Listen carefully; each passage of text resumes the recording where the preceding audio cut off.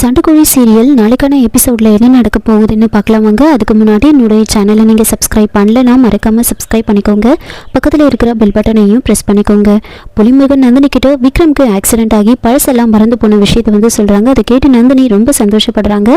ரொம்ப நல்ல விஷயத்தை தான் நீ சொல்லியிருக்க, இது தெரியாமல் அவனை பார்த்து நான் ரொம்ப பயந்துட்டேன் அப்படின்னு சொல்கிறாங்க. சரி, அந்த மகா என்ன ஆனா? விக்ரம்க்கு ஆக்சிடென்ட் ஆகி பழசெல்லாம் மறந்துடுச்சு, மகாவோட நிலைமை என்ன அப்படின்னு கேட்குறாங்க. அப்போ புலிமுருகன் அதை தாங்க என்னால் எதுவுமே கண்டுபிடிக்கவே முடியலக்கா அப்படின்னு சொல்கிறாங்க. அப்போது புலிமுருகன் என்ன சொல்கிறாருன்னா, எனக்கு என்னமோ அந்த விக்ரம்க்கு மகாவை பற்றின ஞாபகம் கூட இருக்காதுன்னு தான் நினைக்கிறேன் அப்படின்னு சொல்ல, அதுக்கு நந்தினி மகாவை அவன் மறக்கிறதாவது கண்டிப்பாக அவன் மறந்துருக்க மாட்டான், அவனுக்கு நல்லா ஞாபகம் இருக்கும் அப்படின்னு சொல்ல, அப்போ புலிமுருகன் இல்லைக்கா அவனுக்கு ஞாபகம் இருக்க வாய்ப்பு இல்லைன்னு தான் நினைக்கிறேன் அப்படின்னு சொல்கிறாங்க. அதுக்கு நந்தினி சரி நீ சொல்கிற மாதிரி கூட இருக்கலாம், அப்படி இருந்தாலும் நமக்கு நல்லது தான். இப்போ நாம் அந்த விக்ரமை பிடிச்சனா அந்த மகா தானே வந்து தானே ஆகணும் அப்படின்னு சொல்லிட்டு இருக்காங்க. அப்போது புலிமுருகன் எப்படியாவது அந்த மகாவை தேடி கண்டுபிடிக்கணும்னு சொல்லிட்டு இருக்காங்க. நந்தினி யாருக்கோ கால் பண்ணுறதுக்காக ஃபோன் எடுக்கிறாங்க. உடனே புலிமுருகன் என்னக்கா அந்த ரவுடிங்களுக்கு கால் பண்ண போறியா, அவனுங்களாம் ஒரு வேஸ்ட்டு பசங்கக்கா, அவனுங்களுக்குலாம் கால் பண்ணாத அப்படின்னு சொல்கிறாங்க. அதுக்கு நந்தினி, டேய் நான் ரவுடிங்களுக்கு கால் பண்ணலடா, இதை வச்சு நான் சொத்தை எப்படி என் பேருக்கு மாத்துறேன்னு மட்டும் பாரு, இப்போ நான் போலீஸ்க்கு கால் பண்ணுறேன் அப்படின்னு சொல்கிறாங்க. அதை கேட்டு புலிமுருகன், அக்கா என்னக்கா போலீஸ்க்கு கால் பண்ண போறியா, அக்கா அதெல்லாம் வேண்டாங்க்கா அப்படின்னு பயப்படுறாங்க. இன்னொரு பக்கம் விக்கி விக்ரம் கிட்ட புலிமுருகனை பார்த்த விஷயத்த சொல்கிறாங்க. உடனே விக்ரம் கேட்குறாங்க, சரி நீ பார்த்த அந்த ஆளுக்கு என்ன வயசு இருக்கும் அப்படின்னு கேட்குறாங்க. விக்கி ஒரு 50 வயசு இருக்கும், பார்க்க கருப்பா பேண்ட் ஷர்ட்லாம் போட்டுட்டு இருக்காங்க, கிராமத்தால் மாதிரி தான் இருக்காங்க அப்படின்னு சொல்கிறாங்க. அதை கேட்டு விக்ரம், கிராமத்தால் மாதிரியா, எதுக்காக என்ன தேடணும் அப்படின்னு யோசிச்சுட்டு இருக்க. அதுக்கு விக்கி, இங்கே பாருப்பா ரொம்பலாம் யோசிக்காத, கண்டிப்பாக அந்த ஆளுக்கு உன்னோட கடந்த காலத்தை பற்றி தெரிஞ்சிருக்கு, நீ யார் என்னன்னு எல்லாமே தெரிஞ்சிருக்க வாய்ப்பு இருக்கு, அதனால தான் உன்னோட ஃபோட்டோ வச்சு சுற்றிக்கிட்டு இருக்கான், உன்னை சுற்றி ஏதோ ஒன்று நடக்குதுப்பா அப்படின்னு சொல்கிறாங்க.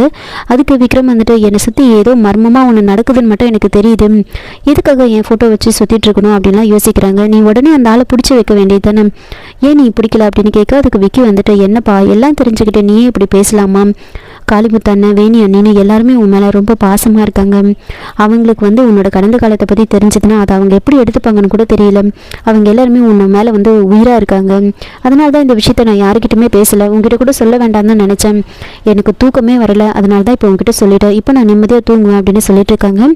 அப்போது விக்ரம் என்னை சுற்றி என்னென்னமோ நடக்குது அப்படின்னு சொல்லிட்டு, காலையில் கூட நான் ஃபோன் பேசிக்கிட்டே வந்தேன் அப்படின்னு சொல்லி பெருமாள் பார்த்த விஷயத்தெல்லாம் சொல்ல வராரு. அப்போன்னு பார்த்து கரெக்டாக அமுதா அங்கே வந்துடுவாங்க. அமுதா அங்கே வரும்போது விக்கி விக்ரமை எதுவும் சொல்ல வேண்டாம்னு சொல்லிடுறாங்க. 2 பேரும் அமைதியாகிடுறாங்க. அமுதா நேராக ஒரு குட் நியூஸ் உங்ககிட்ட சொல்ல போகிறேன் அப்படின்னு சொல்லி ஸ்வீட் கொடுக்குறாங்க. ஸ்வீட் வாங்கினதுக்கப்புறமா விக்ரம், என்னம்மா என்ன குட் நியூஸ்ன்னு கேட்குறாங்க. அப்போ அமுதா நீங்களே கெஸ் பண்ணுங்க பார்க்கலாம் அப்படின்னு சொல்ல, விக்ரம் உனக்கு வேலை கிடைச்சிருக்கா அப்படின்னு கேட்குறாங்க. அப்போ அமுதா வேலை கிடைச்சா மாதிரி தான், ஆனால் இன்டர்வியூக்கு கால் பண்ணியிருக்காங்க, நாளைக்கு இன்டர்வியூக்காக சென்னைக்கு போகணும் அப்படின்னு சொல்கிறாங்க. அதை கேட்டு விக்ரம் ரொம்ப சந்தோஷப்படுறாரு. சென்னைக்கு நீ மட்டும் எப்படி தனியாக போவா அப்படின்னு கேட்டுட்டு இருக்க. அப்போ அமுதா அண்ணா நீயும் என் கூட வா, அப்போ தான் எனக்கு கொஞ்சம் கான்ஃபிடென்ட்டாக இருக்கும் அப்படின்னு சொல்கிறாங்க. அதுக்கு விக்ரம் இல்லைம்மா என்னால் வர முடியாது, ஏற்கனவே நான் ஒரு நாள் லீவ் போட்டதுக்கே ஈஸ்வரன் ஐயா ரொம்ப கஷ்டப்பட்டார், இப்போ திரும்பவும் லீவ் போட்டால் அது நல்லா இருக்காது அப்படின்னு சொல்கிறாங்க. அப்போ அமுதா ரொம்ப கெஞ்சிட்டு இருக்காங்க. அப்போ விக்ரம் விக்கியை போக சொல்கிறாங்க. அதுக்கு விக்கி எனக்கு திருச்சியை தாண்டி எதுவுமே தெரியாது அப்படின்னு சொல்லிடுறாங்க. அப்போது விக்ரம் ரொம்ப யோசிச்சுட்டு இருக்காங்க. அமுதா விக்ரம ரொம்ப கெஞ்சிட்டு இருக்காங்க, அண்ணா நீங்கள் வாங்க ப்ளீஸ் அப்படின்னு கெஞ்சிட்டு இருக்காங்க. அப்போ விக்ரம் இப்போ என்ன உனக்கு என்னை விட கான்ஃபிடென்ட் கொடுக்குற அளவுக்கு வேற ஒருத்தரை உன் கூட நான் அனுப்பி வைக்கிறேன் அப்படின்னு சொல்கிறாங்க. அது கேட்டு அமுதாவும் ரொம்ப சந்தோஷப்படுறாங்க. அதுக்கப்புறம் விக்ரம் தூங்கிட்டு இருப்பாரு. அப்போது மகா விக்ரமுக்கு கால் பண்ணுறாங்க. கால் பண்ணி நீங்கள் உடனே வீட்டுக்கு வரணும், என் மனசில் இருக்கிற ஒரு உருவத்தை நீங்கள் வரையணும் அப்படின்னு சொல்லி கேட்குறாங்க. அதுக்கு விக்ரம் மேடம் அந்த அளவுக்குலாம் எனக்கு வரைய தெரியாது, நீங்கள் வேணால் சொல்லுங்கள், திருச்சியிலே ஒரு நல்ல ஆர்டிஸ்ட்டை நான் கூட்டிகிட்டு வரேன், அவங்கள வச்சு நீங்கள் வரைஞ்சிக்கோங்க அப்படின்னு சொல்கிறாங்க. அதுக்கு மகா இங்கே பாருங்கள் நான் சொல்கிறத கேளுங்க, சும்மா நான் கண்ணு மூக்கு அப்படிலாம் சொல்லுவேன், அதை நீங்கள் லைட்டாக வரைஞ்சாலே போதும், ரொம்ப வரையணும்லாம் ஒன்றும் அவசியம் இல்லை அப்படின்னு சொல்கிறாங்க. அதுக்கு விக்ரம் மேடம் அந்த அளவுக்கு கூட என்னால் முடியாது, நான் ஏதோ சும்மா வரைவேன் அப்படின்னு சொல்கிறாங்க. அதுக்கு மகா நான் தான் அன்றைக்கி பார்த்தனே நீங்கள் நல்லா தான் வரைகிறீங்க, ஜஸ்ட்டு நான் சொல்கிறத நீங்கள் வரைஞ்சால் மட்டும் போதும் அப்படின்னு சொல்கிறாங்க. அதுக்கு விக்ரம் முடியவே முடியாது அப்படின்னு சொல்லிட்டு இருக்காங்க. இப்போ புவனா ஃபோனை வாங்கி விக்ரம் கிட்ட சொல்கிறாங்க, முருகா நான் சொல்கிறேன்ல, நான் தான் உன்னை வர சொல்லி சொன்னேன், ஒழுங்காக நீ வா, நீ வரைஞ்சி கொடு போதும் அப்படின்னு சொல்கிறாங்க. விக்ரமும் போனா சொன்ன உடனே சரி நான் வரேன் அப்படின்னு சொல்லிடுறாங்க. இன்னொரு பக்கம் விக்ரமோட கார் அந்த மெக்கானிக் ஷெட்டில் இருக்கும். அந்த பெருமாள் அதை பற்றி விசாரித்ததுனால அந்த ஓனர் ரொம்ப உஷாராயிடுறாங்க. அந்த காரை கொண்டு அவங்கள கூப்பிட்டு பேசுகிறாங்க. இது வரைக்கும் நம்ம கார் நம்ம காரை வந்து திருடி யாரும் வந்து அதை தேடி வந்ததே கிடையாது. இப்போ முதல் முறையாக ஒருத்தன் நம்மளை தேடி வந்து அதை திருட்டுக்காரன்னு கண்டுபிடிச்சிட்டான். இதுக்கப்புறம் இதை வந்து அப்படியே விட்டோன்னா வந்து கண்டிப்பாக நம்ம மாட்டிப்போம். அதனால இப்போ நம்ம என்ன பண்ணணும்னா இந்த காரை வந்து பார்ட்ஸாக பிரித்து வந்து வித்துடணும். நம்ம இங்கே நிற்கவே கூடாது இந்த காரு. வேறு யாராச்சும் வந்தால் நமக்கு பெரிய பிரச்சனை ஆகிடும் அப்படின்னு சொல்கிறாங்க. அதுக்கு மற்றவங்களாம் வந்துட்டு என்னென்ன எப்படி சொல்கிறீங்க, அந்த காரை விற்றா கண்டிப்பாக 15 லட்சம் வரும் அப்படின்னு சொல்ல, இங்கே பாரு, நம்ம 15 லட்சத்தை பார்த்துக்கிட்டு அதுக்கப்புறம் நம்ம மாட்டிப்போம். அதனால நைட்டோட நைட்டாக அந்த காரை மொத்தமாக பார்ட்டாக பிரித்து அப்படியே வித்துடணும். அப்போ தான் நம்ம தப்பிக்க முடியும், இல்லைன்னா நம்ம தப்பிக்க முடியாது. யாராவது கண்டுபிடிச்சாங்க கண்டிப்பாக மாட்டிப்போம் அப்படின்னு சொல்கிறாங்க. சரின்னு எல்லோரும் வந்து அந்த காரை வந்து பார்ட்ஸாக பிரித்து விற்கிறதுக்காக வந்து ஏற்பாடு பண்ணிகிட்ருக்காங்க. புவனாவும் மகாவும் ரொம்ப கெஞ்சி கேட்டுக்கிட்டதுனால வந்து என்ன பண்ணுறாங்கன்னா விக்ரம் வந்துட்டு அங்கே வீட்டுக்கு வந்து போகிறாங்க. அங்கே போன உடனே வந்து மகா வந்து சொல்கிறாங்க, இந்த மாதிரி என் மனசில் இருக்கிற உருவத்தை வந்து நீங்கள் வரையணும் அப்படின்னு சொல்கிறாங்க.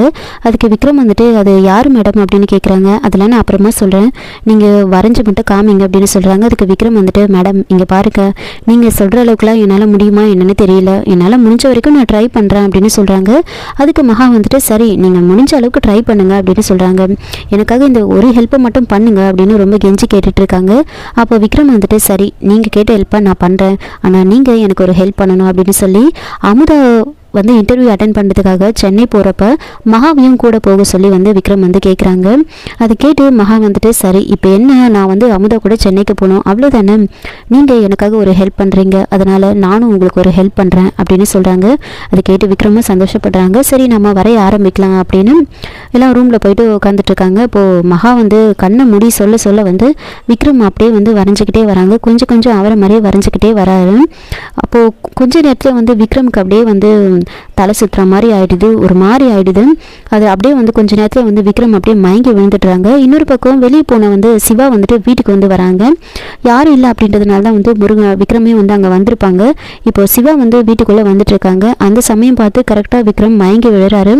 மயங்கி விழுந்த உடனே வந்து புவனாவும் மகாவும் ரொம்ப பதட்டமாகறாங்க. என்னாச்சுன்னு கேட்குறாங்க. விக்ரமுக்கு அவரோட பழைய ஞாபகம் எல்லாம் அப்படியே லைட்டாக ஞாபகம் வந்து அப்படியே மயங்கி விழுறாரு அதை வரைஞ்சிட்டு இருக்கும் போதே. அப்போ மகா வந்துட்டு அவங்க மடி மேலே போட்டு விக்ரம்னு எழுப்பிக்கிட்டே இருக்காங்க. இதோட இந்த எபிசோடு வந்து முடிச்சிருக்காங்க. என்னோட ரிவ்யூ பிடிச்சிருந்தா லைக் பண்ணுங்கள், மறக்காமல் சப்ஸ்கிரைப் பண்ணுங்கள். தேங்க்யூ.